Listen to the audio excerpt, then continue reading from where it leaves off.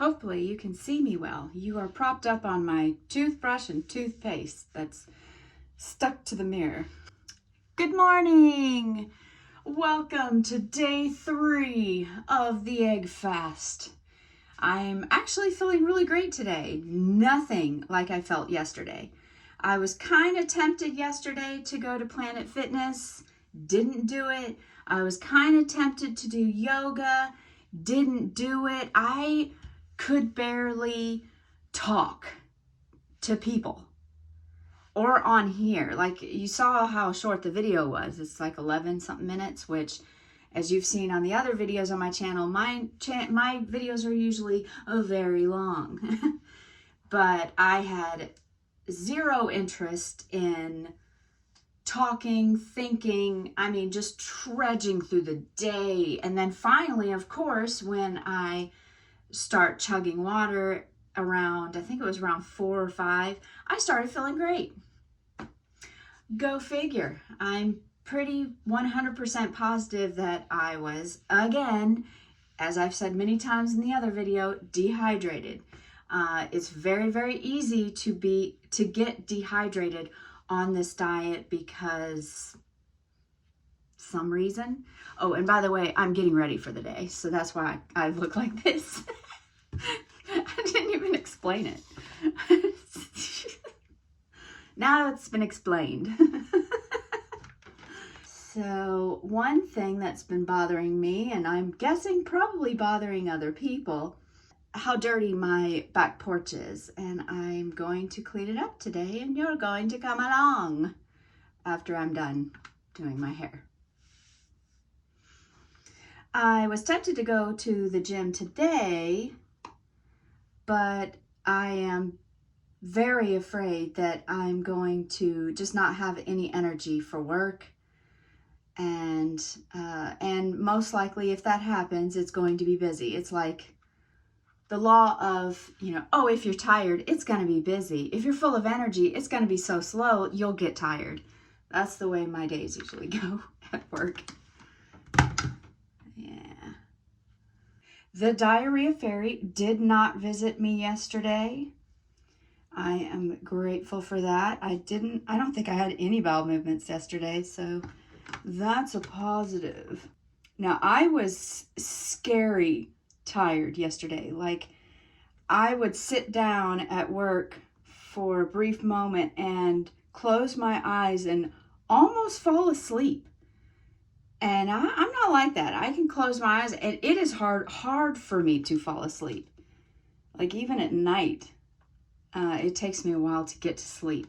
It was alarming. I was afraid I wasn't going to make it through that. I was afraid I was going to make like a customer mad, because I know my face was like, I don't give a crap what you think or want. I don't even want to be here. And I know my face was saying that because I could kind of tell it from some customers, but they were all nice.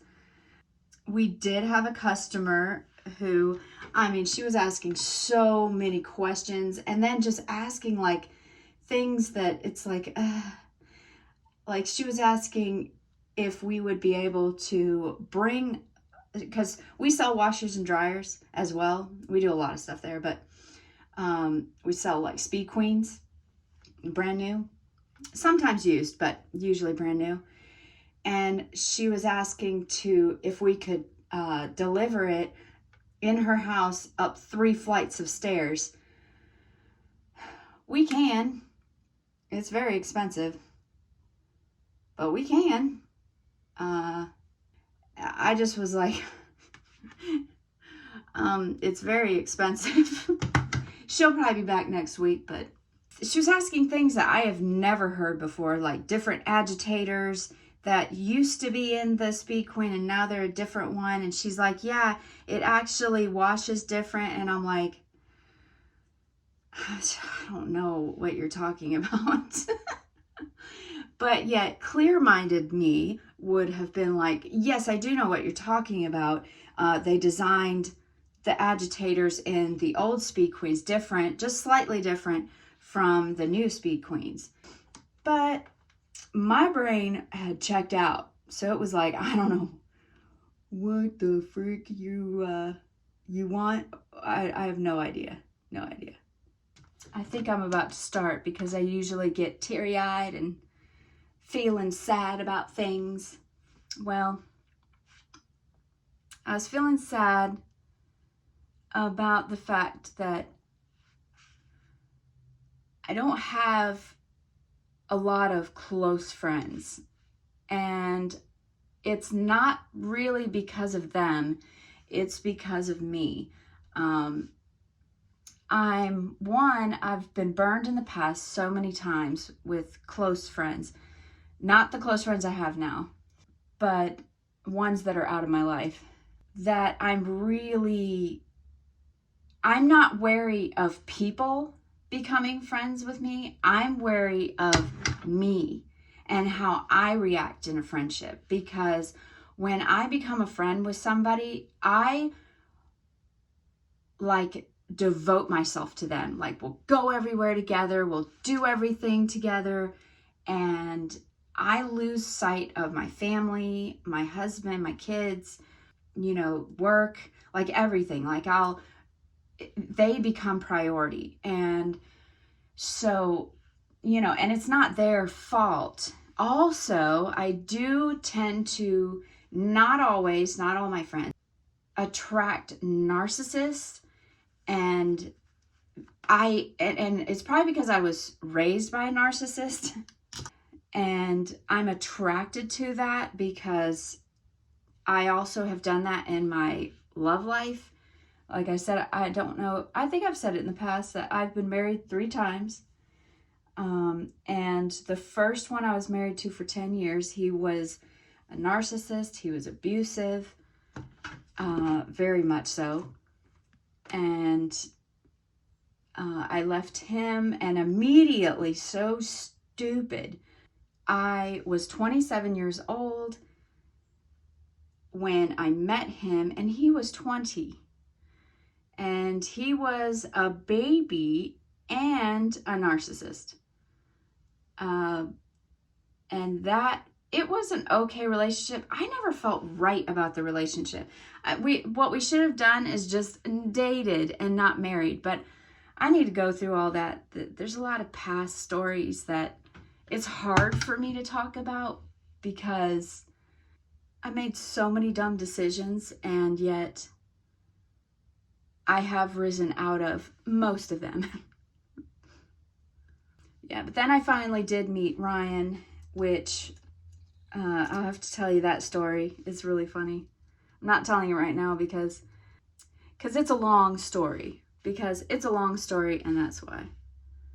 It's too early to tell a long story. I need coffee. I will not be drinking the C4 at all today because, Lord, that was awful.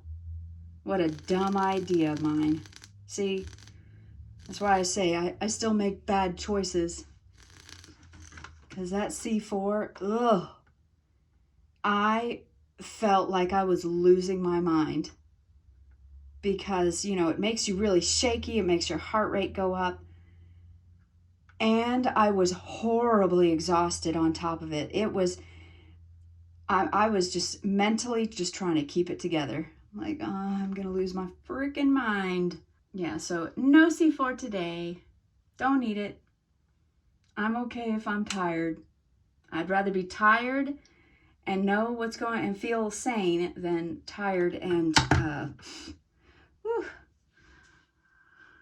doing the hair is a workout. Here's a really strange thing. I think every once in a while I might tell you some things about my past and this and that. Things that just don't make sense to me. My mom refused for years to ever come to my house because she always thought that I lived in trailers. Refused. And I never could understand why, because she's like, I don't want to go if you're in a trailer. Like, she would not come over my dad and her would not come over to our house because they thought, they would not come over to our house on my wedding day because we're like, come on over, so we can see you before, getting married. Because I wanted to spend time with her and see her. Oh no, my mom was more like a guest at the wedding. Like she just kind of showed up. She was, oh yes, you look so nice, and went and sat. There was no helping me with my hair. There was no helping me with my dress. Nothing. She refused to come to our house because they thought that we lived in a trailer, and she did not want to go to a trailer. And let me tell you, it's not like she's this super rich person. They live in it's a 2-story like split level home. It's very nice, but it's not like, elegant. But thing is that she did leave my dad because he was poor. And she took us away from him, kept us away, like moved states away from him because she did not want us around his poor family because of their poor lifestyle, which I can kind of understand. But at the same time, my kid's father was poor and his family is poor. Some of them, not all of them. And I never, there were some times, but there was reasons to keep them away. But it was like brief periods of time that I kept them away. But that's something I'll talk about later in the future. So what do you think? Is it okay? Is my hair okay? I like it. All right. But what I was going to do, I'll finish this first. She actually took us away. I just don't get it. I don't understand. But the thing is I used to not get it. And then I started reading about narcissists, and they don't like, I grew up always feeling like I was a reflection of my mom. Like whatever I did, she said it was on her. Like, oh, don't do that because I'll look bad. And I thought that was normal because I was raised that way. I thought it was normal to, for there to be the golden child and the scapegoat, and, because I was the scapegoat. I've never been the golden child. My brother is the absolute Jesus Christ of the family. He is super sweet though, because I do not hold that against him personally. He was not born choosing the role that he was put into. My mom chose that for him. One of my sisters refuses to even talk to my mom, to have any contact with her. And I've pretty much gotten to that point where it just has gotten so weird over there. I need to sit down. I'll slowly through videos talk about it, but it's hard to talk about. All right. Hopefully I'll put this in because I'm afraid that I'm going to edit all this out because it makes me uncomfortable, and I'll feel like it'll make you uncomfortable. But I hopefully will leave this in. But all right, let's go clean the back porch. Oh, is coffee being made? We got fresh coffee. Yes. Making some coffee.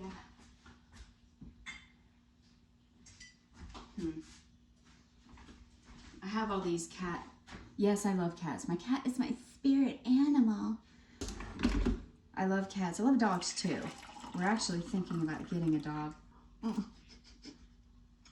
just hit my tooth. All right, let's go outside and clean real quick. Yeah, like all this needs to be cleaned, but I'm not doing that today because that's a lot of work.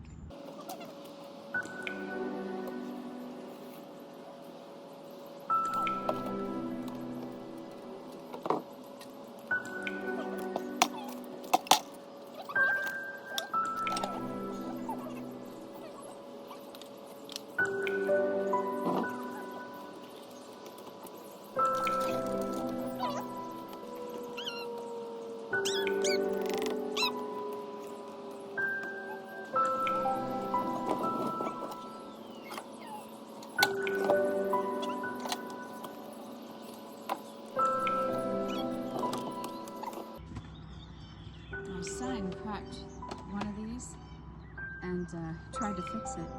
Not sure what.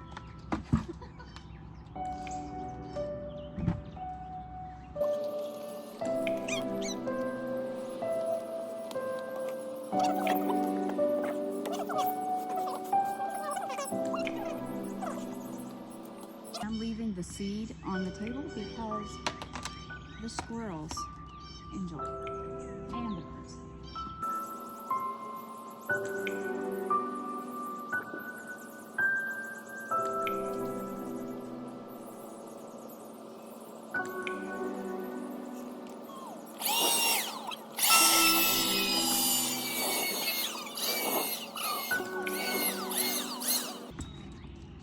Well, that's as good as it gets, because the battery's dead. It wasn't even on a charger when I got it. So yeah, we're done. Hopefully it looks okay. I mean, it's better than it was. But thank you for motivating me. Just looking at the videos and editing them just looked awful. And this isn't the only deck we have. We do have another one, but I don't touch it, so it's always clean. Oh. Can't forget my coffee. I did something productive today. I do feel good. I do feel good about keeping stuff clean because every single nook and cranny of my house has stuff in it. It does. And that's my fault. It's me. I'm the problem. It's me. But it is me. I am the problem. Here's something that's really strange. I don't have a problem throwing away stuff.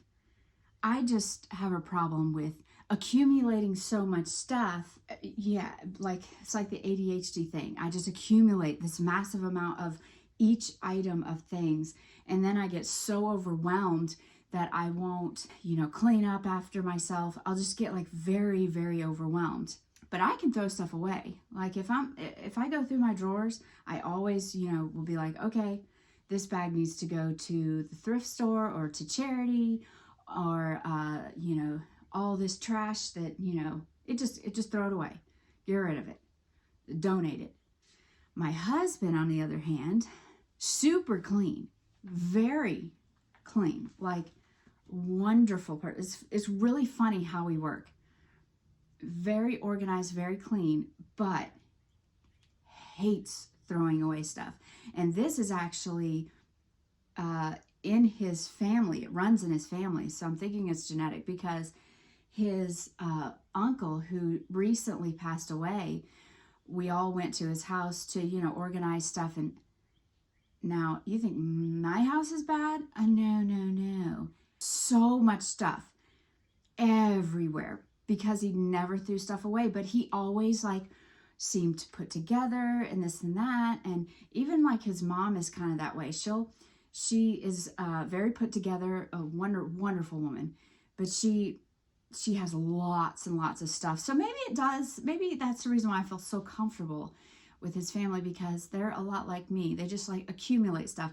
I am very uncomfortable with in a minimalist home, there's hardly anything in the home kind. I like stuff to be around me. It kind of feels like a hug and it just feels good. There was an Airbnb that we stayed at where you walked into the bedroom and it was very modern, or no, not modern, retro looking, but there was no art on the walls. The walls were all white and plain. The bed was on the floor. It was very plain. The fan in the ceiling was this weird, it looked like a light, and then whenever you turned it on, it would shoot out the fan blades. But the room was very plain, not even a TV in it. It was just, but it was very up to date on, the way that the fan looked, the way the lights were, everything was digital. I hated it. I felt so uncomfortable in that situation. I was like, I want to be in a home, something that feels like a home with, I don't know, I need to stop talking and I need to start enjoying my coffee. I will talk to you later. I need to get ready for work. I'm laying here just for a second and enjoying some coffee. And it's just...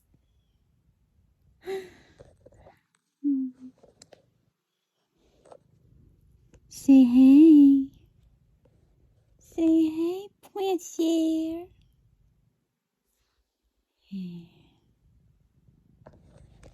The story about Prancer is that me and my husband first got together, and it was October of 2011. I saw a sign down the road, actually, right down the road from here, that said free kittens. Well, I think it said free kittens or kittens for sale or something.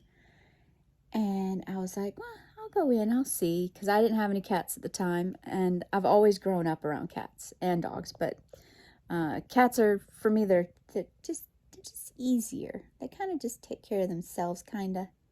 Yeah. Well, I walk in. It's like a feed store. And in a cage, there were 5 fluffy kittens. There were 4 fluffy gray kittens and 1 white, all white kitten. They all looked exactly the same, except, like I said, 4 were gray, 1 was white. But I really, really wanted a girl kitten because boy kittens or boy cats spray, which you don't spray ever, do you? Oh, you do? Oh, okay. Even though you're fixed? Yeah. Well, I was like, it's a boy. Well, I need to talk to my husband about this before getting him. They were like $15 for their, and that was to pay for their first shots. Yeah. They said that you were born in a barn. You were a barn kitten. Yeah. Well, I went home. I talked to my husband about it. And he was like, if you want him, get him. I mean, we hadn't been together long anyway, so it probably didn't even matter to him. Well, yeah. Oh. Well, you're so sweet. You love the story about you, don't you? Yeah, you understand everything I'm saying. And he does have one eye that's bigger than the other. This, we're pretty sure he had a stroke, and the vet said the same thing, that he had a stroke, and so one of his eyes is wonky. And he's an old boy. You are. Yeah, for his breed, they say the lifespan is about 12 to 15 years, and he is 12. Yeah, but we hope to be with you for a very long time. Yeah, so sweet. Well, back to the story. Back to your story. Well, I went to sleep that night, and I had a dream about you. Yes, I had a dream about you. And I woke up, and I knew. I was like, he is meant for us. Yeah, you were meant for us. So I went, whenever I got ready, I went and I picked him up and I brought him home, and he's been our angel ever since. He has been the most expensive cat we've ever had. He's been run over by a car, my car. He used to be an inside-outside cat. Probably He used to be an inside out, so always looking at me. He's like, yeah, you don't let me go outside anymore. Yeah, I don't. Nope. Because every time we let you out now, you get an infection. Yeah, you do. Well, how we got ran over was probably one of the hottest days in Georgia. I think it was 101 outside, and he was outside he wanted to be. Yeah, I couldn't really control him. Like literally, when he runs outside, he goes crazy nuts. He'll attack you. It's crazy. He loves being outside. Yeah, you do. Yeah. Well, it was so hot, and he went behind my car because I was on my way to the gym. He went behind my car and laid down, knowing because anytime I would crank my car, he would take off because he knew. He's like, oh, car, dangerous. Well, this day, like I said, it was so super hot. I think he was just exhausted from the heat, lays down, and I did not see him because I was parked to where I had to back up, and I ran over him, and oh my gosh, it was horrible. I got out of the car. I think my husband was outside too, because I remember it was just like all of a sudden everyone was outside. He was laying on the ground at first and then just jumps up.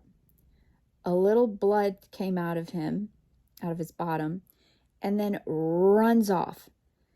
And I was like, oh my God, we got to get him.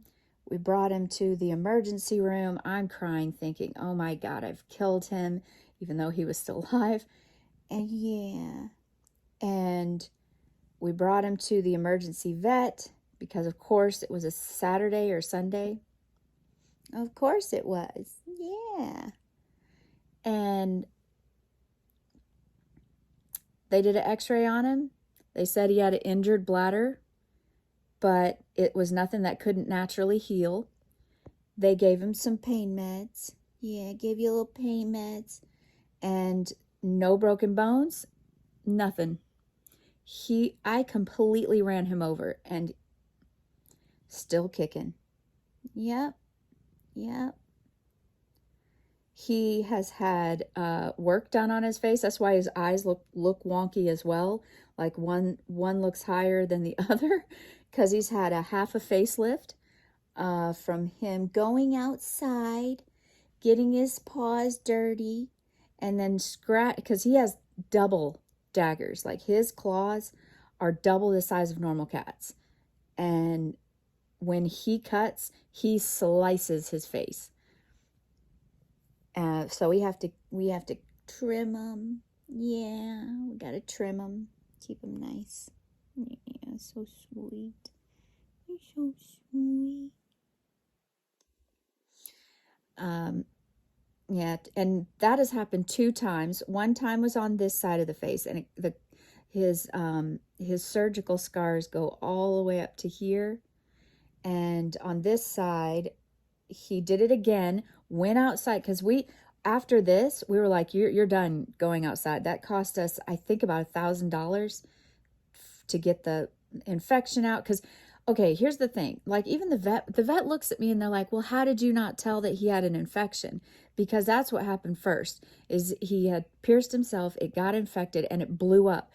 It took probably a few days before you could see any, like, swelling. And because he's so fluffy, you can't see. They were like, how could you not tell? I'm like, look at him. Like, can you tell from just looking at him that he's got any cuts on him? I couldn't. Nobody else in the house couldn't. We got 6 people here. Yeah. Poor thing. Poor thing likes to cover and hide his flaws. Yeah. The other time, same thing. He ran outside. He wasn't allowed to, because we were done with him going outside. And he went outside and he came back in and everything was fine. And then his face a few days later swelled up again. So we took him back to the vet. well, actually, I thought what the vet told me was like, you couldn't tell. No, you can't tell with him except for the swelling. So I saw he was swelling, and I lifted up his cheek, and I saw just a little bit of pus coming out, and I was like, oh my gosh, not again. Yeah. So we went to the vet, got that fixed. That was another, I think it was almost $1,000. Yeah, you're expensive. Expensive kitty. Yeah. But you're worth it. Every penny. Just try not to do that kind of stuff again. Yeah. Yeah. All right, I'll stop telling stories about him. He's getting shy. But all right, now it's time to get ready for work. Right? Right. I finally got myself to work, and I just wanted to update you. At 11 o'clock was when I had my first eggs with butter, and I had 3 eggs and just the egg yolks though, because I just can't stomach the egg whites. They just don't, unless I'm starving, I do not want them. But anyways, I'm doing great, and I'm gonna start working. Well, it's 3 o'clock now. I'm still feeling great. I haven't eaten anything since 3 eggs that I had this morning, and I'm feeling really great. I have plenty of energy. I don't feel like I did it all like I did yesterday.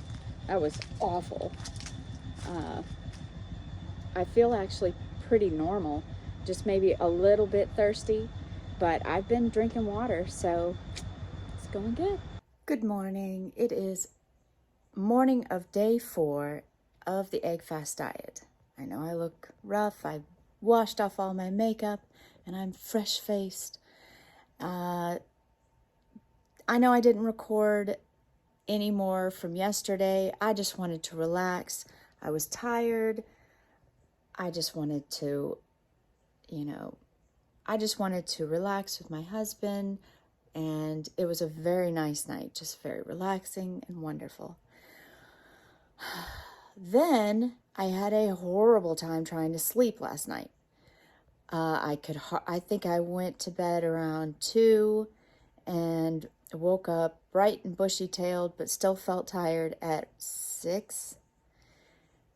Yeah, so I was considering maybe doing the egg fast for another day, but truthfully, I don't feel like it would be a healthy choice for me to do because I feel so dehydrated and weak. I'm not horribly weak, but I think 3 days is enough. 3 days is the longest I've ever done, and I don't know. I might have in the past been able to pull off 3, but usually I barely can pull off 2. So you guys have helped me to stay on track and to stay committed. I've done 3 perfect days of egg fasting, and I'm really proud of myself, regardless of whatever the scale says. We're about to get on the scale.